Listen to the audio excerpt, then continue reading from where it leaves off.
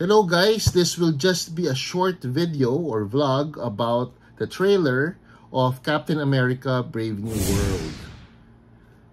In that trailer, it can be seen that Harrison Ford will be playing Thunderbolt Ross or General Ross, and he will become the Red Hulk. And because of that, the first appearance of the Red Hulk is going up right now, which I have in my possession.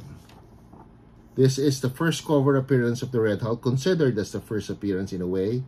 And it's going at around $60 right now over at eBay and with the Key Collector app.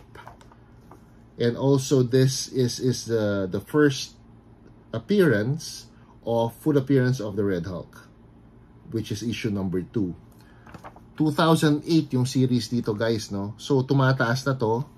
And this number 2 second issue is going at around $20 and it can be sold. I saw one being auctioned and it stopped at $8.50. So pwede pang mabili to over at eBay if you can. Malaki ang potential na tumaas itong issue na to. Ito number 2. Ito second issue of the 2008 series of the Hulk.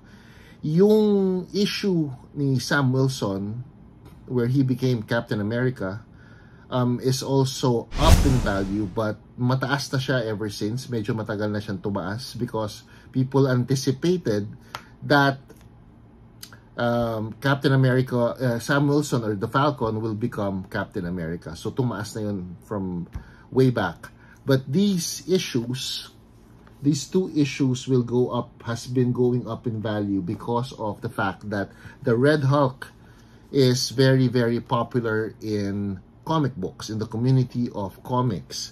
And I also have a toy, which is from Hasbro. Matagal na to sa akin.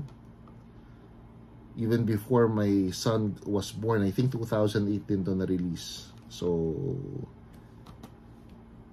hindi naman siya masyado mataas, about $15 to $20. You could buy it on eBay or at around $15 to $20. So there you go, as I've said, medyo maikli lang yung video.